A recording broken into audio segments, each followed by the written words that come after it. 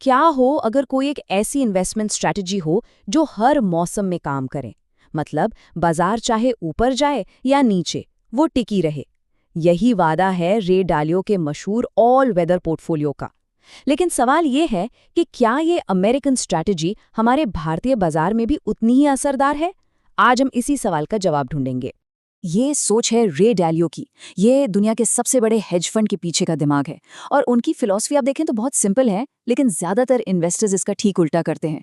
वो कहते हैं भाई रिटर्न बढ़ाने से पहले अपने पैसे को बड़े नुकसान से बचाओ। और यही इस पूरी स्ट्रैटेजी का मूल मंत्र है। तो यहीं आके खड़ा होता है आज का सबसे बड़ा सवाल।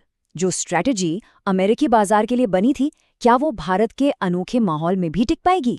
हम यहाँ सिर्फ थ्योरी की बात नहीं करेंगे, हमने इसे असली भारतीय डेटा पर टेस्ट किया है और यकीन मानिए नतीजे काफी दिलचस्प हैं। तो आखिर ये ऑल वेदर पोर्टफोलियो है क्या जिसका नाम इतना कैची है? चलिए इसे जरा समझते हैं। इसे ऐसे समझिए, ये बाजार की भविष्यवाणी करने वाला कोई ज्योतिषी नहीं है, बल्कि एक मजबूत जहाज है जिसे किसी भी तूफान का सामना करने के लिए बनाया गया है। इसका मकसद ये अंदाजा लगाना नहीं है कि कल क्या होगा, बल्कि एक ऐसा बैलेंस बनाना है जो हर आर्थिक मौसम में आपको सेफ रखे। अब इसका स्ट्रक्चर देखिए, ये पारंपरिक पोर्टफोलियो से कितना अलग है। सिर्फ 30% इक्विटी, ज्यादातर हिस्सा यानी 55% बॉन्ड्स को दिया गया है, और महंगाई से प्रोटेक्शन के लिए सोना और कमोडिटीज भी हैं। यही मिक्सचर, यही डाइवर्सिफिकेशन इसकी असली ताकत है, जो रिस्क को अलग अलग एसेट्स में बांट देता है। और यही इस पूरी स्ट्रैटेजी का निचोड़ है। देखिए, हम सब एक क्रिस्टल बॉल लेकर भविष्य देखने की कोशिश करते रहते हैं, लेकिन डालियो कहते हैं ये कोशिश बेकार है। भविष्य का अनुमान लगाना लगभग नामुमकिन है, तो अनुमान लगाने की जगह तैयारी करो हर मुमकिन आर्थिक मौसम के लिए। तो ये आर्थिक मौसम है क्या? डालियों के हिसाब से इकोनॉमी 4 मेन फेजेस से गुजरती है और हर फेज में अलग अलग एसेट्स चमकते हैं। पहला मौसम है जब सब कुछ अच्छा चल रहा हो, यानी इकोनॉमिक ग्रोथ। इसे एक धूप वाला दिन समझिए। कंपनियां पैसा बना रही हैं, लोग खर्च कर रहे हैं, और ऐसे में शेयर बाजार यानी इक्विटीज आसमान छूती हैं। फिर आता है महंगाई का मौसम, जब हर चीज महंगी होने लगती है, आपके पैसे की कीमत कम हो जाती है। ऐसे में सोना और कमोडिटीज एक ढाल की तरह काम करते हैं, जो पोर्टफोलियो को महंगाई से बचाते हैं। तीसरा मौसम है मंदी का, जब अर्थव्यवस्था की गाड़ी धीमी पड़ जाती है। लोग डर जाते हैं और सेफ इन्वेस्टमेंट ढूंढते हैं। यहीं पर सरकारी बॉन्ड्स, जो सबसे सुरक्षित माने जाते हैं, पोर्टफोलियो को स्थिरता देते हैं। और आखिर में आता है सबसे डरावना मौसम, डिफ्लेशन, जब कीमतें गिरने लगती हैं। ये बहुत कम होता है, लेकिन जब होता है तो तबाही मचा सकता है। ऐसे में लॉन्ग टर्म सरकारी बॉन्ड्स ऐतिहासिक रूप से सबसे अच्छा काम करते हैं। थ्योरी तो बहुत हो गई, अब असली एक्शन का समय है। हमने इस पोर्टफोलियो को भारतीय बाजार के पिछले 10 साल के डेटा पर टेस्ट किया।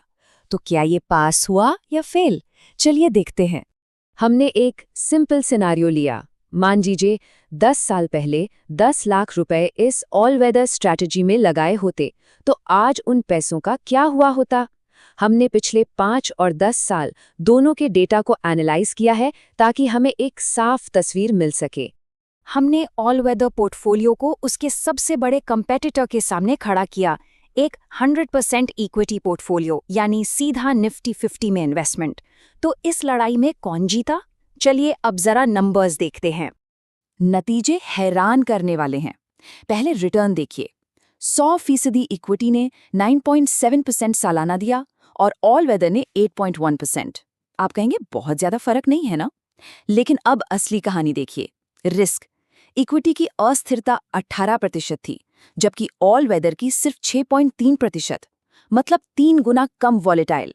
और सबसे बड़ा शॉक छिपा है मैक्सिमम ड्रॉडाउन में। तो ये मैक्सिमम ड्रॉडाउन क्या है? इसका मतलब है कि सबसे बुरे समय में पोर्टफोलियो अपने टॉप से कितना नीचे गिरा। 40% की गिरावट। सोचिए, इसका मतलब है कि एक समय पर पैसा लगभग आधा हो गया था। उस डर और घबराहट की कल्पना कीजिए।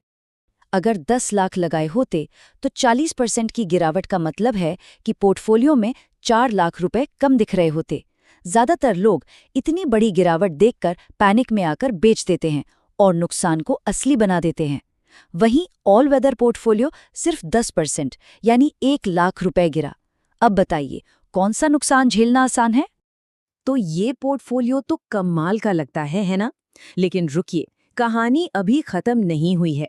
हर स्ट्रैटेजी की तरह इसकी भी कुछ कमजोरियां हैं और भारत के संदर्भ में ये कमजोरियां और भी जरूरी हो जाती हैं। सबसे पहली और बड़ी आलोचना, सिर्फ 30% इक्विटी। भारत जैसे तेजी से बढ़ते बाजार में क्या कोई ग्रोथ की इतनी बड़ी ट्रेन मिस करना चाहेगा? दूसरी दिक्कत है भारत का बॉन्ड बाजार, जो अमेरिका जितना बड़ा और गहरा नहीं है।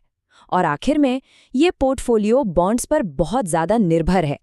अगर ब्याज दरें बढ़ीं तो बॉन्ड्स की वैल्यू गिरेगी और पूरा पोर्टफोलियो मुश्किल में आ सकता है। तो हमने थ्योरी देखी, असली डेटा को परखा और चुनौतियों को भी समझा। अब इन सब को मिलाकर हम किस नतीजे पर पहुंचते हैं? आखिर में ये एक ट्रेड ऑफ है, एक समझौता। आप रेस में सबसे तेज दौड़ने वाली गाड़ी को छोड़कर एक ऐसी मजबूत, भरोसेमंद गाड़ी चुन रहे हैं जो आपको मंजिल तक जरूर पहुंचाएगी, भले ही थोड़ी धीरे। आप बड़े मुनाफे का थोड़ा सा हिस्सा छोड़ रहे हैं, लेकिन बदले में आपको मिलती है सुकून की नींद और बड़े नुकसान से सुरक्षा। तो हम वापस उसी बड़े सवाल पर आते हैं, क्या ये ऑल वेदर स्ट्रैटेजी भारत के लिए सही है? इसका जवाब हाँ या ना में नहीं है। जवाब किसी के अपने अंदर है। ये इस बात पर निर्भर करता है कि कोई किस तरह का निवेशक है। क्या उन्हें तेज रफ्तार पसंद है या फिर एक सुरक्षित सफर? इस रणनीति के बारे में आपके क्या विचार हैं? क्या ये भारत में काम करेगी या नहीं? हमें नीचे कमेंट सेक्शन में जाकर जरूर बताएं। आपके ओपिनियन का इंतजार रहेगा। अगर आपको ये विश्लेषण मददगार लगा हो तो इसे लाइक करें, अपने दोस्तों के साथ शेयर करें और ऐसे ही और भी जानकारीपूर्ण विश्लेषण के लिए चैनल को सब्सक्राइब करना न भूलें। मिलते हैं अगले विश्लेषण में।